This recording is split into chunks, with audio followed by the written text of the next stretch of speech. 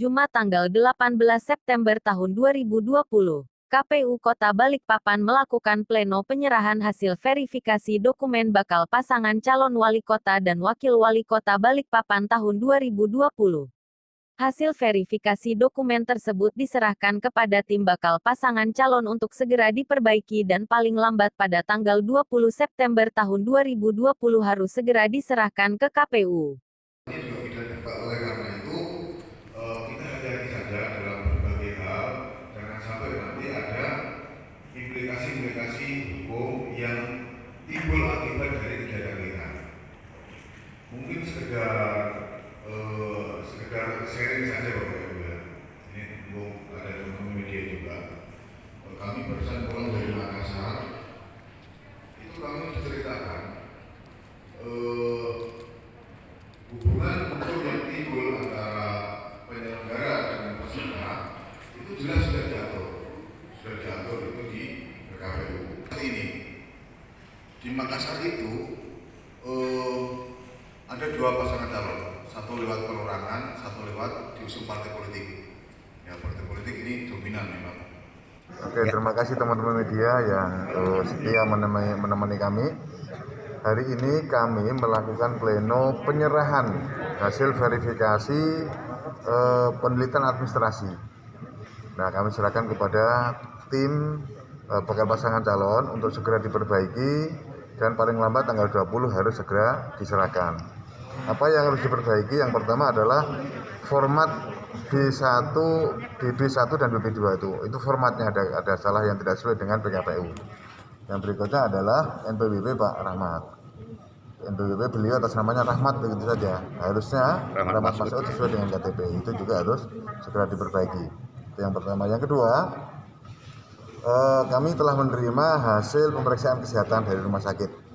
Hasilnya baik bakal calon wali kota dan calon wakil wali kota hasilnya memenuhi syarat. Artinya memenuhi syarat sebagai calon bakal wali kota dan bakal calon wakil wali kota. Oke. Ketua kemarin kan sempat mengikuti studi ke Makassar, apa hasilnya Ketua? Ya. Yang perlu kami tegaskan terkait dengan studi banding ke Makassar bahwa KPU itu diminta untuk mendampingi Komisi 1 DPRD Kota Balikpapan. Ya, tentu saja Komisi 1 punya agenda, kami juga punya agenda. Agenda kami yang pertama adalah ingin mengetahui sejauh mana potensi-potensi hukum yang timbul akibat dari pelaksanaan penyelenggaraan pilkada dengan calon tunggal. Ya, gugatan-gugatan apa saja dan hasilnya apa kami tanyakan semua kemarin. Kemudian yang kedua adalah terkait dengan partisipasi. Biar bagaimanapun partisipasi itu menjadi penting. Oleh karena saya menanyakan partisipasi, ternyata di sana juga jatuh partisipasinya, nggak sampai 60 ya, nggak sampai 60. Tapi setidaknya mereka mampu menyelesaikan setiap masalah-masalah yang muncul lah begitu. Oke. Selanjutnya. Sekali lagi bahwa kampanye itu aturannya sudah jelas. Yang boleh kampanye siapa, yang mengkampanyekan siapa itu kan sudah jelas. Nah, dalam hal sosialisasi ini yang beda.